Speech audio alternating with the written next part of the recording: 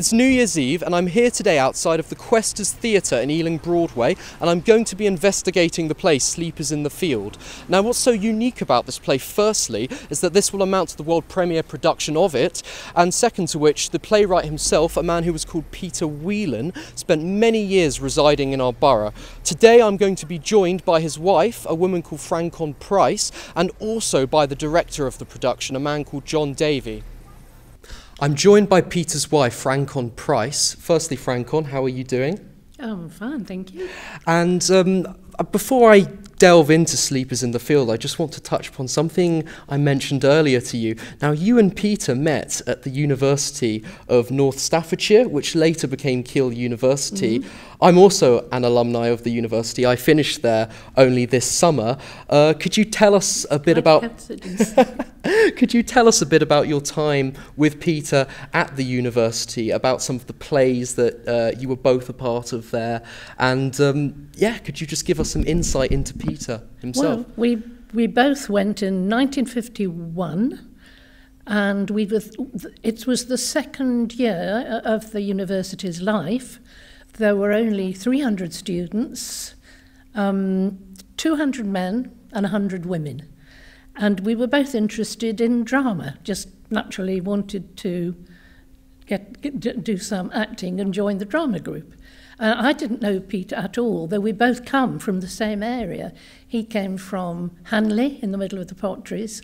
I'd come from Stone, which was a little town outside, then gone into Newcastle under Lyme, so we hadn't met before.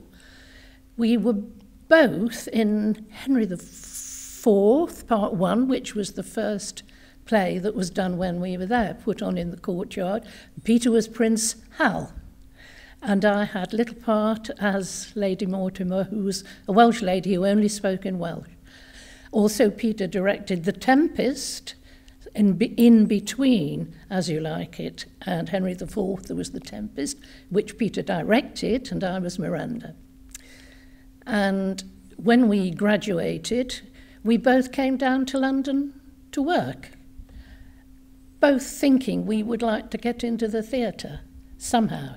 I applied for a place at Bristol Drama School and got offered a place, but I couldn't afford to take it. I'd used up all my grant at Keele. So I came to London, worked in publishing, but really wanted to try to get into the theatre another way. Peter came down, got a job in advertising, copywriting. I read about this theatre, the Questors, in the Times. This was in 1955-6. They were doing Hamlet. They must have done it very well, and someone from the Times newspaper came to see it and gave it a very good review. And I thought, well, that sounds somewhere to go. And how many years did you live in Ealing together for? We have lived in Ealing since 1956. And speaking of now Sleepers in the Field, talking about the production that's due to actually start here at Questors Theatre towards the tail end of January. Now, the play itself, it's set during the Blitz, the height of the Blitz during World War II. The Luftwaffe are, raining down bombs all across the country, and the play itself is set in the West Midlands, which is where, as you mentioned, both yourself and Peter grew up. Do you feel that Peter perhaps drew any of his real-life experiences as a child? He drew from them and used them for this play, essentially? Oh, very much so, I think, yes. From the fear of thinking that someone's going to drop bombs on you from above is extremely frightening, and you don't forget it. Why did you choose the Questors for its world premiere? Well, we'd been members of this theatre for 50 years. Peter's directed here, acted here. It was a big part of his life, very familiar to both of us. We've seen some very, very good things here. Peter was in the first production here of a play called Next Time I'll Sing to You by a playwright called James Saunders, and that was taken up and taken into the West End, and Jim's writing life really took off. And at the time, that was a very exciting thing for Peter. He was sort of proud he'd been in it. And he directed a play of Jim's here, and it's just a big part of our life. He had hoped he would get a professional production of Sleepers in the Field, but when it was sent around for one reason or another, nobody took it up. And he kept on saying, I would love to see people acting it, to see how it moves when it's on stage, because that was the time that he really enjoyed, when a play was being done by actors and you could adjust what you'd written when you saw how it was working. And I know he'd said to me, I think I'll ask the Questors if they would be interested in doing it. And John came to see me to talk about the publication of, must be about the third issue of Accrington Pals, and just asked me if if there were any plays of Peter's that were unperformed. And I gave him Sleepers in the Field, and he liked it, luckily. Said he I was going to say, could do it. Fortunately now you've got John Davey, who is a very accomplished director, and on top of that you've been coming here now regularly, in fact, from what I've heard, attending the rehearsals to see how the performers are getting along. How have they been getting along? Oh, very well. I wish Peter could see them. And lastly, the last question I mean to ask is, it's a tough one, but do you think that Sleepers in the Field could be as commercially successful as some of the other aforementioned plays? I wouldn't like to venture on that, because things never work out how I think they will. But I would like it to be so. I think it is interesting. It's interesting. It's for people now, although it is set in the past. Lots of the issues that people are facing, they're still facing in different forms. And it's a very humane play. That's people talking away about their problems, facing difficulties. And I think it just keeps the audience's, I hope, keeps the audience interest going. You want to know what's going to happen to them and how they will sort things out. No, we can't, please. I've made up my mind. That means you've thought about it. Of course I've thought about it. Of course I have. All the other women think there's something between us, even when I say there isn't. Well, do they approve? Oh. Nothing will be thrown away, I promise. Don't try to persuade me, please. Right. I'm joined now by John Davey, who's the director of Sleepers in the Field, and also you work as a senior lecturer and a course leader of the London College of Music. John, how are you doing today? Very well, thank you.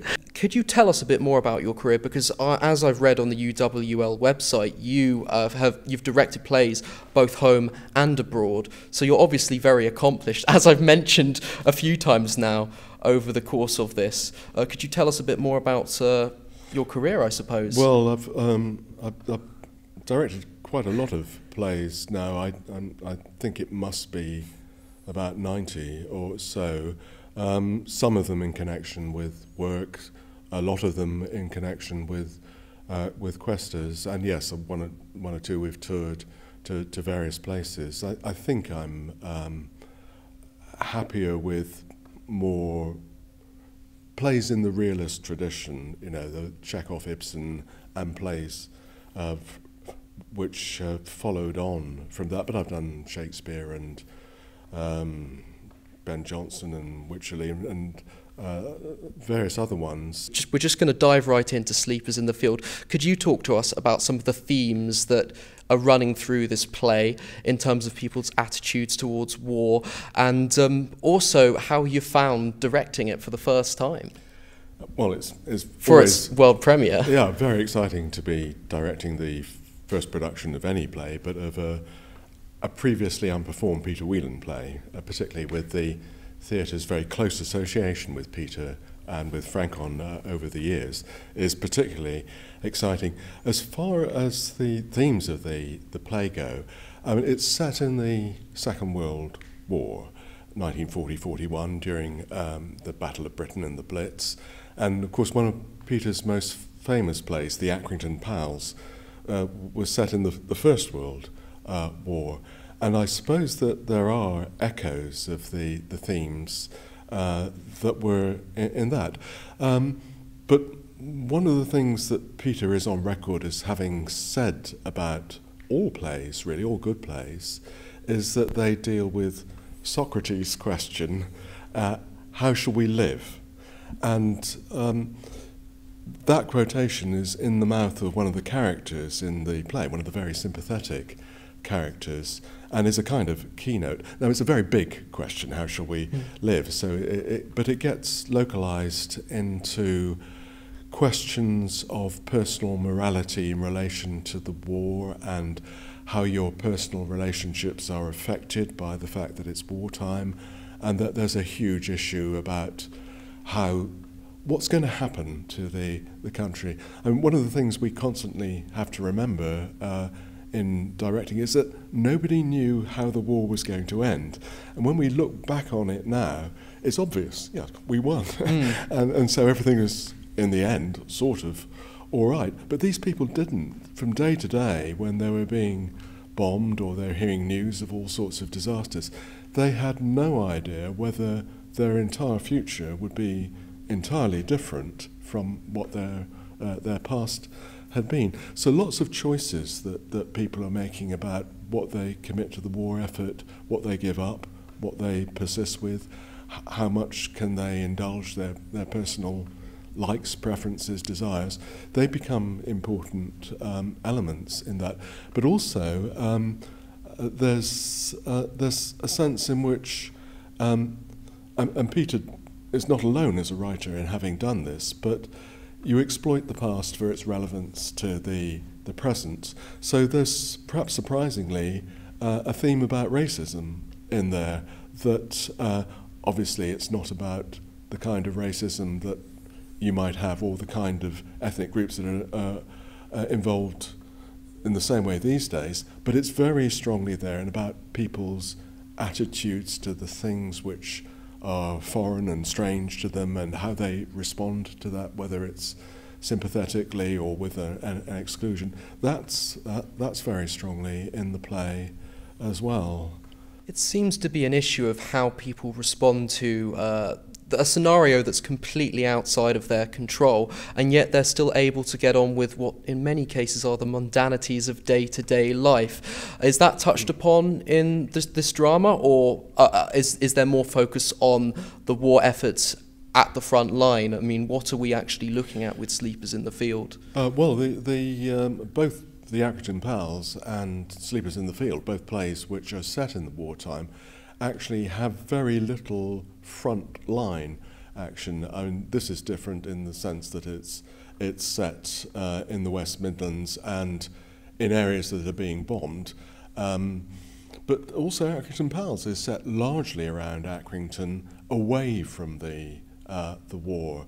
But one of the other things which relates to your question is somebody said that Peter has always written plays which are epic in scope, but they're actually very strongly located in the minutiae of daily life. Maybe I'm getting this wrong, forgive me, but how have you found the creativity to, I suppose, from the ground up, present this to the world, how you see fit, essentially? It's never been performed before, there's no comparison, so for many people, and I imagine there's a lot of there may be some pressure in there as well, this will be this will set the bar, essentially, for how Sleepers in the Field is, what the play is, essentially. Have you enjoyed that creativity, or has that, if I may, added pressure, maybe?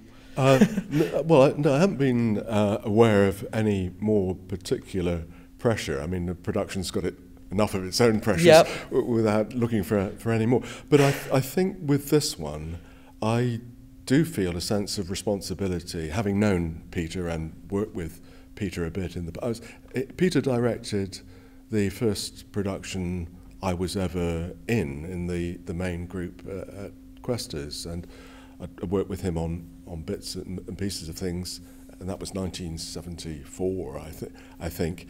And having known Peter and knowing Ffrangcon as well, and other members of the family, I mean, I do feel that there's a responsibility, particularly to fulfilling Peter's mission or vision of the play, to get that as right as we can.